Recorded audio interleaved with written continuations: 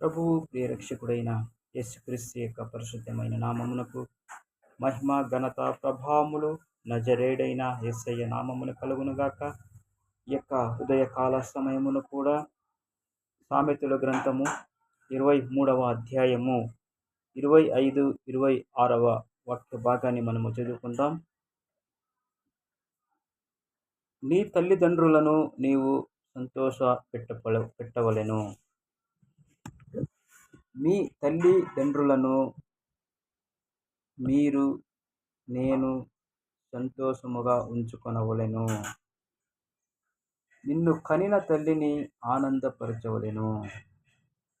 మనను కనిన తల్లిని ఆనందపరచవలెను. నా కుమారుడా, నీ హృదయమును నాకి ఇమ్ము. నా కుమార్తె, నీ హృదయమును నాకు ఇమ్ము. నా మార్గములు నీ కన్నులకు ఇంపుగా నుండనిమ్ము.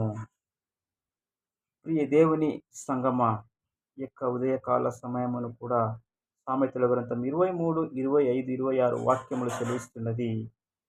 మన యొక్క తల్లిదండ్రులను సంతోషముగా ఉంచుకొనవలను.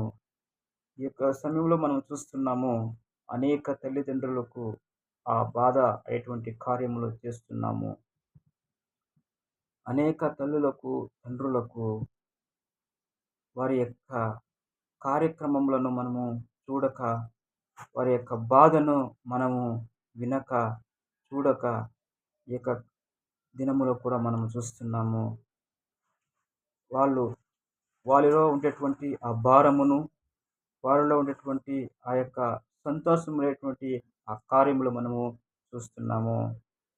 అందువలన కారణం ఏమంటే, మన కన్నులు కానీ, మన హృదయము కానీ, మనలో ఒక మంచి హృదయము లేదు. ఆ కన్నులు అనేకమైన ప్రపంచములో ఉన్నటువంటి కార్యములు చూస్తున్నవే కానీ దేవుని వైపు చూడటం లేదు.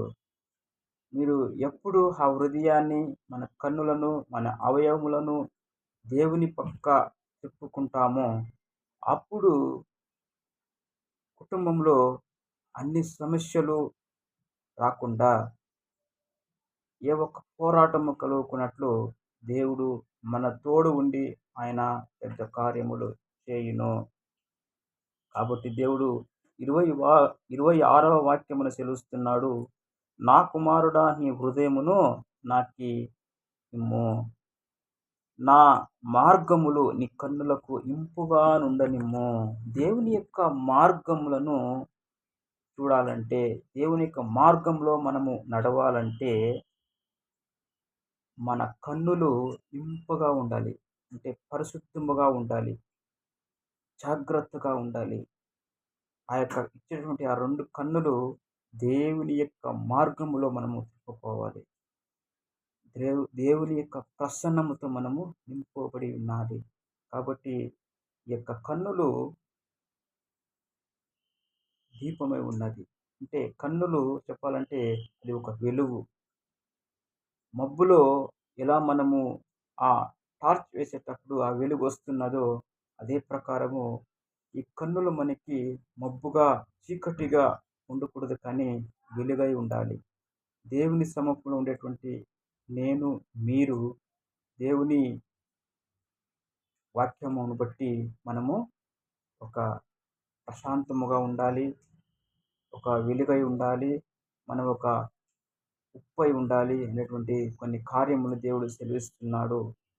మనము ఈ భూమిలో ఉండేటువంటి ఒక్కొక్క దినము, నివసించేటువంటి ఒక్కొక్క క్షణము మనము పరిశుద్ధముతో జీవించాలని, చాలా జాగ్రత్తతో మనము జీవించాలని ఈ యొక్క దినమును కూడా సామెతల గ్రంథంలో దేవుడు ఈ యొక్క 23వ అధ్యాయం 25, 26 వాక్యంలో మనతో కూడా మాట్లాడేటువంటి ఈ యొక్క మన్నాను గురించి, మనకిచ్చేటువంటి ఈ పొద్దు మన్నా. దేవునికి మహిమ కలుగునుగాక. ఈ యొక్క వాక్య భాగాన్ని మీరు చదివి ఆలోచించి ఈ వాక్య ప్రకారము నడవాలని యేసుక్రీస్తు నామంలో మనవి చేస్తున్నాను. Praise the lord. God bless you. God bless you. God bless you.